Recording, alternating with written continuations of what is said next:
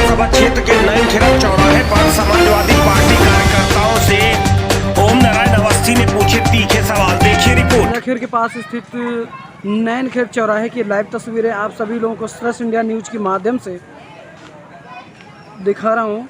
यहाँ पर सपा का गढ़ माना जाता है, ये क्षेत्र सपा का गढ़ माना जाता है, समाजवादी पार्टी का गढ़ माना जाता है। और यहाँ से समाजवादी पार्टी की तरफ से टिकट मिला है पूर्व विधायक श्री राममगन रावत को। मैं ओम नारायण अवस्थी, उनके यहाँ के जो ब्लॉक अध्यक्ष हैं, सपा से जो ब्लॉक अध्यक्ष हैं विनय कुमार त्रिपाठी और अन्य सपा के जितने भी सभी कार्यकर्ता हैं, तो चलिए उनसे जानते हैं कि इस बार कहाँ पे किसका कितना रुझान है और सपा की क्या कंडीशन है इस समय मौजूदा हाल पे। यहाँ पे नैनखेड़ा चौराहा से लाइव तस्वीरें सिर्फ और सिर्फ श्रेष्ठ इंडिया न्यूज़ के माध्यम से। मैं ओम नारायण अवस्थी। चलिए बात करते हैं यहाँ पर नैनखेड़ा चौराहे में मुलायम यूथ ब्रिगेड हैदरगढ़ से ब्लॉक अध्यक्ष विनय त्रिपाठी से बात करते हैं। अच्छा, तो इस बार जैसे कि समाजवादी पार्टी से किसको टिकट मिला यहाँ पर? श्री राममगन रावत जी को। राममगन रावत जी को। तो यहाँ पर इसका मतलब सपा का गढ़ है जैसा कि जाना जा रहा है। यहाँ पे नैनखेड़ा चौराहा से जो इधर का क्षेत्र है ये सपा का प्रमुख गढ़ रहा है यहाँ हैदरगढ़ विधानसभा सीट से। तो इस बार आपका क्या मानना है? गढ़ नहीं, यहाँ के लोग जो हैं पूरी परफेक्ट तरीके से राममगन रावत जी को जिताना चाहते हैं। उनके समर्थन में आज प्रेजेंट टाइम खड़े हुए हैं जी। और हम लोग राममगन रावत जी को आने वाले 27 तारीख को पूरी तरीके से मतदान करके उनको हम लोग जिता के विधानसभा भेजेंगे। लेकिन जैसे कि अभी जो भारतीय जनता पार्टी है वो तो सवर्णों की और ब्राह्मणों की सरकार कही जाती है, और आप विनय त्रिपाठी, आपको बीजेपी में क्या ऐसा लगा कि आप मतलब समाजवादी पार्टी की तरफ ज़्यादा रुझान है आपका? देखिए, हमारी पार्टी एक ऐसी पार्टी है जो समाज को लेकर के चलती है, ना ही वो किसी जात को लेकर के चलती है। हमारी पार्टी बेरोजगार पर काम करती है, रोजगार लाने के लिए काम करती है। और भारतीय जनता पार्टी जो है वो जातिवाद की, हिंदू मुस्लिम की, और अगर हम लोग हमारे कोई भी हमारा कार्यकर्ता अगर ये बात रखता है तो वो लोग हिंदू मुस्लिम करते हैं। हमारे राष्ट्रीय अध्यक्ष जी वो भी परिपक्व तरीके से बेरोजगारी के बारे में, महंगाई के बारे में, पेट्रोल डीजल के बारे में, लोगों को, हमारे युवाओं को कैसा रोजगार मिले उसके बारे में हरदम, चाहे वो मीडिया के माध्यम से हो चाहे वो पेपर के माध्यम से हो, करते रहते हैं। तो इस बार क्या लग रहा है आपको, मतलब महंगाई के मुद्दे पर आप क्या बोलना चाह रहे हैं? महंगाई बढ़ी है, आपको क्या लगता है? हाँ, महंगाई हमारे उत्तर प्रदेश में महंगाई बहुत ज़्यादा बढ़ी है। सिर्फ उत्तर प्रदेश की बात है कि पूरे भारतवर्ष की आप बात कर रहे देखो, हैं? हम उत्तर प्रदेश में रह रहे हैं तो हम उत्तर प्रदेश की ही बात करेंगे। हमारे यहाँ जो है महंगाई चरम सीमा पर है। वो चाहे दाल के दाम हो, वो चाहे तेल के दाम हो, वो चाहे पेट्रोल के दाम हो,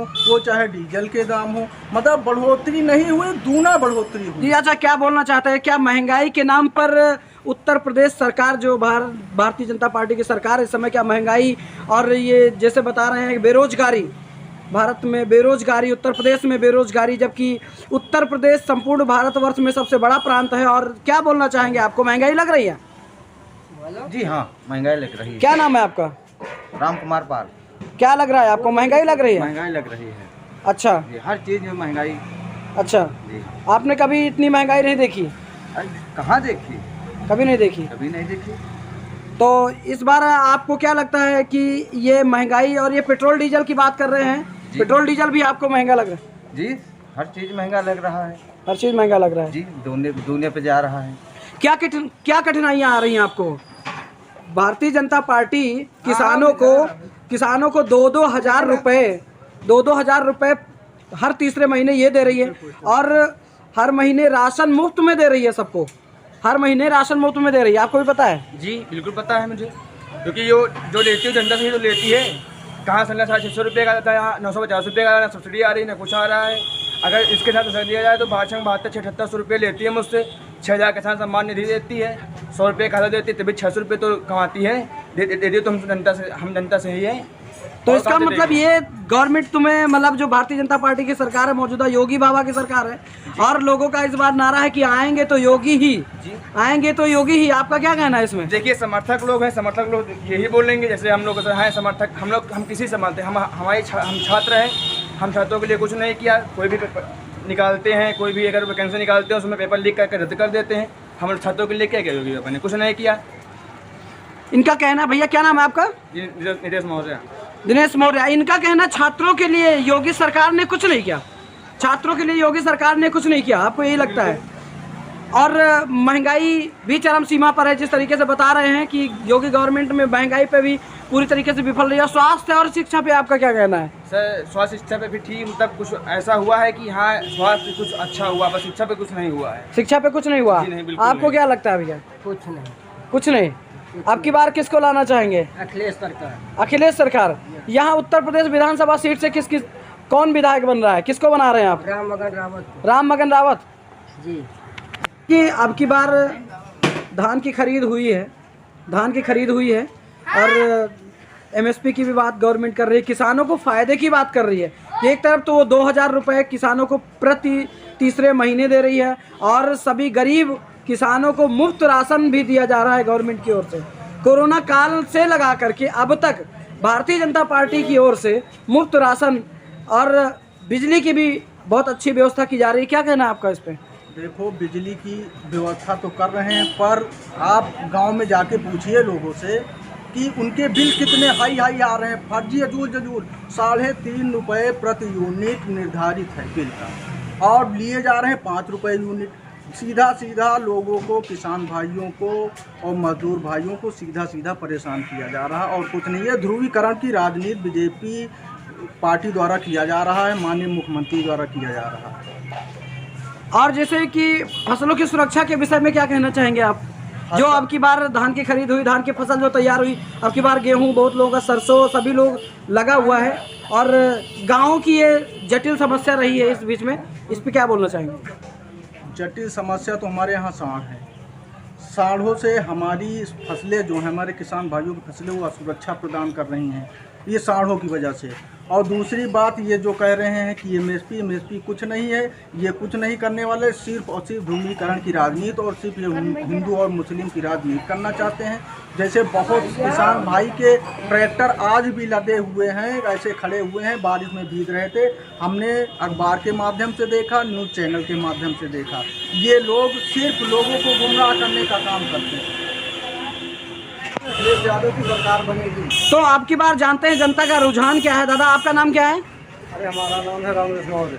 तो अब की बार क्या चाहते हैं आप? अब की बार मैं सरकार को बदलना चाहते हैं, क्योंकि जो है ये मोदी सरकार और ये योगी सरकार जो है, इन्होंने इतना जनता को गुमराह करके इतना हिंदू मुस्लिम पैदा कर दिया है कि इनको जो है बदलना ही बदलना है। अच्छा, हाँ, यानी इनको जो है बदलना ही, सरकार को बदलना है। यूपी में अखिलेश सरकार को लाना है। यूपी में अखिलेश सरकार को लाना है। क्या बोलना भैया? दादा की बात से सहमत हैं? हाँ, हम दादा की बात से सहमत हैं। क्या कहना है आपका? अखिलेश सरकार लाना है। अखिलेश सरकार लाना है। और यहाँ पर जो फसल की बात हो रही थी, हाँ, फसल पिता शाम को खाना खा करके जो है सांड खाने जाते हैं और उनके बच्चे जो है फेसबुक पे लिखते हैं भाजपा सरकार। तो आपको लगता है कि जो सांड रखाने जाते हैं पिताजी, तो क्या है बीजेपी गवर्नमेंट की देन है? और क्या देन है। कैसे बीजेपी गवर्नमेंट की देन है, मतलब क्या कहना चाहते हैं आप? भैया, इस पर जो है इन्होंने गाय और बछड़ा के ऊपर जो है रोक लगाया है, और भैंस और भैंसा के ऊपर क्यों नहीं रोक लगाया कटने के लिए? ये क्या तरीका है इनका? भाई, अगर है तो सब जानवरों के ऊपर रोक लगाइए, ना कि गाय और बछड़ा के ऊपर, ताकि गाय भैंस और सुअर और इनके सब के ऊपर रोक लगाना चाहिए। इनको सबके ऊपर रोक लगाना चाहिए। सबके ऊपर रोक लगाना चाहिए, यानी आधे लोगों के ऊपर रोक लगाते, आधे लोगों के ऊपर रोक लगाते हैं। आपका क्या कहना है इस पे? देखिए, ये गौ रक्षा और ये जो मंदिर मस्जिद का है, ये बीजेपी राग अलाप रही है। ये सिर्फ वोट अर्जित करना जानती है बस। ये धूम्रीकरण की राजनीति करके आस्था को, धर्म को ला करके ये वोट अर्जित करना चाहती है और कुछ नहीं है। हम लोगों को गुमराह करना चाहती है। जैसे कि हम लोग रोजगार मांग रहे हैं, हमारा युवा रोजगार मांग रहा है, वो नहीं दे रही है, उसको नज़रअंदाज कर रही है। हमारे जो किसान भाई हैं, हमारे जो व्यापारी, छोटे मोटे व्यापारी भाई हैं, जो हमारे मिडिल क्लास के लोग हैं, वो रोज़गार चाहते हैं, महंगाई से राहत चाहते हैं, ना कि वो मंदिर चाहते हैं। मंदिर हमारे आस्था का विषय है, राम मंदिर हमारे आस्था का विषय है। राम भगवान सबके हैं और सबके रहेंगे। ये बीजेपी के कहने से किसी के राम नहीं हो जाएंगे, राम सबके हैं। राम सबके हैं। तो राम मंदिर तक की चर्चा यहाँ पर हो गई। विनय त्रिपाठी द्वारा बताया गया कि राम मंदिर और राम भगवान सबके हैं और ये बीजेपी गवर्नमेंट का कोई योगदान नहीं रहा इसमें। कोई योगदान नहीं है, सिर्फ धूम्रीकरण की राजनीति। एक प्रेस कॉन्फ्रेंस के माध्यम से नरेंद्र मोदी जी, प्रधानमंत्री जी ने कहा था कि हमारे देश में 80% किसान है। 80% किसान जो है 2 बीघे से 3 बीघे वाला है। हम ये पूछना चाहते हैं कि 3 बीघे जानते हैं कि मौजूदा विधायक के बारे में क्या बोलना है। देखिए, राम मगन रावत जी हारने के बावजूद 5 साल क्षेत्र में बने रहे और जीतने के बावजूद हमारे यहाँ बैजनाथ जी कहीं पर किसी से मिलने नहीं आए। वो 4 चाटुकारों के साथ चाटुकार थे, उन्हीं से वो मिलने जाते थे। लोगों से कभी उन्होंने मुलाकात नहीं की। और हम ये बता देना चाहते हैं कि विधायक राम मगन रावत जी कोई ऐसा दरवाजा नहीं है जिसके दरवाजे पर हारने के बावजूद नहीं गए। ऐसा विधायक इस क्षेत्र में मिलना मुश्किल है। मिलना मुश्किल ही नहीं, नामुमकिन भी है, क्योंकि राम मगन रावत विधायक जी कोई भी क्षेत्रीय मजदूर भाई हो, किसान भाई हो या कोई भी वर्ग का लोग हो, वो उन्हें इनवाइट करते हैं। उन्हें इनवाइट करते हैं। वो ये समझो सांत्वना देने के साथ वो उनके दरवाजे पर पहुंचते हैं। ऐसा विधायक हमारे क्षेत्र में ना ही कभी था और ना ही कभी हमें लगता है कि आ सकता है। राम मगन रावत जैसा विधायक नहीं मिल सकता है, ऐसा कहना है विनय त्रिपाठी का। और यहाँ की जितनी ऑडियंस है सभी लोग का। दादा, आपका क्या कहना है इससे? अरे राम मगन रावत से अच्छा विधायक ही नहीं है, अखिलेश यादव से अच्छा मुख्यमंत्री नहीं है। हमारे इस बीजेपी सरकार में हमारे जितनी छोटी और मध्यम वर्ग का किसान है वो हमेशा पीड़ित रहा है। यानी 5 साल में इन्होंने पीड़ित कर दिया है। खाद की बोरी 50 किलो की बोरी, उसमें 5 किलो की चोरी किया इन्होंने। बीजेपी सरकार ने 436 रुपये की गैस इन्होंने 1000 रुपये की कर दिया। और इन्होंने बहुत से ऐसे काम किया जिन्होंने की जनता बहुत पीड़ित है।